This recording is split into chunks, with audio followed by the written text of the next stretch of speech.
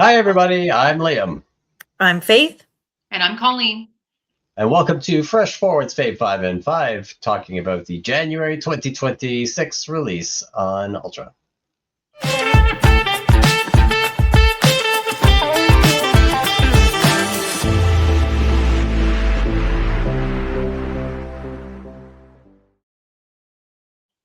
All right, welcome back, everybody. It is this is my favorite part of our series, is the F5i5, because it's got the timer and it always gives me stress as we navigate through, but here we are. And we've changed the game, haven't we, this time? Oh yeah. Which is why I'm the new not year. I'm not sitting here stressed and wondering how much time has already elapsed, because we have changed the way we're going to try it a little bit differently and give ourselves a minute for each of the F5i5. So this one can be 35 minutes if we wanted to, but still only keeping our F5 portion of our ramblings to the 5 minutes. So we're going to jump in and talk about what's going on with the upcoming release and some good, exciting stuff happening there. But before we jump into it, let's do a little bit of a recap in the good news that happened last release. With the 4000.4, this is the December 2025 release. There was better audio and video feedback. Sorry, better audio and video in the feedback. They were also they added the ability to set release conditions for open or started content and using non-assessment content items. Learning modules, table of contents were made available for instructors, bringing that into alignment with the student experience. And then our top two picks, number two was the ability to specify participation requirements for discussions. And I'm not sure if other folks have seen this, but I know in the idea exchange, there's been a lot of buzz about that, so pretty exciting. And then there was the AVA, artificial intelligence virtual assistant, being able to respond directly to student messages as our number one pick. That was last release, and now for some honorable mentions, over to Faith. All right. So this time we have improved performance for large multiple choice or multiple answer tests. This one's cool because I think it gives you a fourth option for multiple choice as a default now.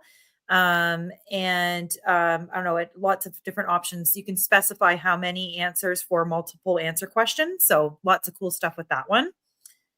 And improved gradebook download options. So if you're someone who has hidden things in your gradebook, it now gives you the option to include those items or not. And it's something that's more of a choice. And if you don't have hidden items, it doesn't even show that as an option. So it doesn't confuse folks, which is cool.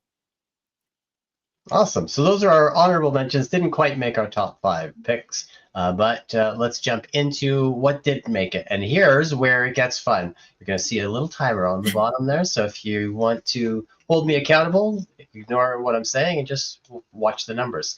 Okay, here we go. Jumping in with our number 1 pick is, ooh, look at that. So fancy. And I'm going to eat up my time here. But we are... Ultra has brought in the ability to view activity log for automations.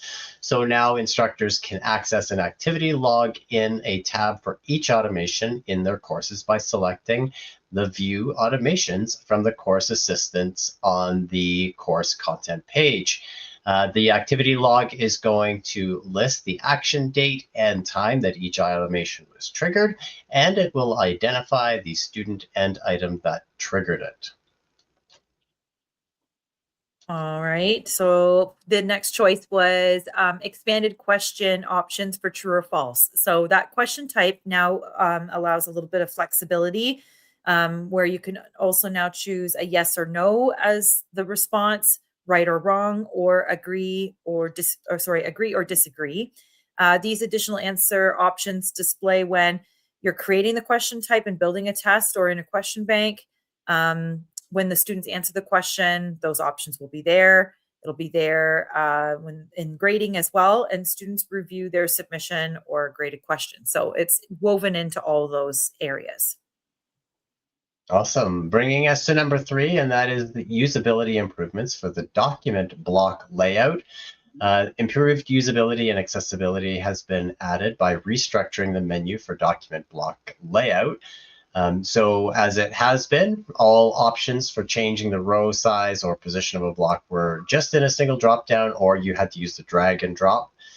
Now these options are all organized by type of change. As an inspector, when you're editing, you can select the item, the edit icon for the item, and then you have those 3 options to change the row, and then change the block or column size, or change the block or column position. All right, and next we have enhanced multiple choice and multiple answer workflow. So, this is what I thought was on the honorable mention. So I'm getting them, the worlds are colliding That's here. okay. But so now our default number of answer options, it used to be 3 and now it's 4. So I think they were just finding a lot of folks wanted 4 options per, Yep. as standard. And now the set number of answer selections to a student is also applied. So you could say, out of this list, students choose 2 correct answers. And I think that's more apparent to students as well when they're taking the test. It'll let them know the selection limit. Okay. Just I add kind it of onto the combine screen. those. Yeah. Okay. Yeah, I Great. kind of mentioned that the student will also know this. And Yeah. so for questions where students can select only one answer, it'll display as radio buttons, which is very clear that there's only one. And then for folks who have, or for tests that have multiple correct answers, it'll be a check box, meaning, Perfect. yeah, you can indicate more than one. And that brings us to our number 1 pick, and that is the refreshed user interface for courses. This is one of probably the most significant, I think, aesthetic changes to come to Ultra in the last couple of years. Changes include a refreshed base navigation. Course panels are now full screen. Course pages, homepage button now instead of an X to leave a course. The course ID and title are all in the header bar. There's a full width banner. Then there's branded course menu items and course switcher as well. It will, I think it's a huge change. It's going to help use the space more effectively. It's going to reduce navigation errors by accidentally leaving.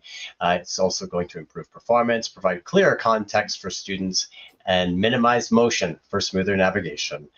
That's why we are excited about that one. And if I move ahead, we did it. Other than maybe one of us went a little bit over time on one of them, we did all right. So those are our favorite 5.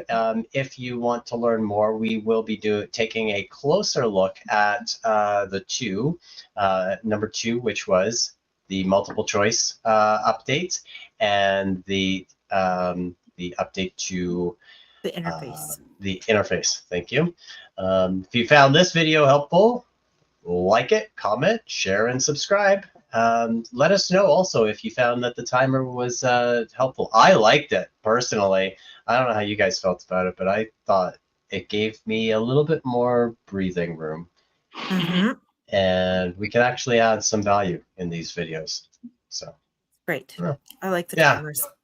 Okay, too. and a reminder that we're still hosting drop-ins twice a week on Tuesdays and Fridays at 10:30. And you can find the link to join us in your Blackboard calendar.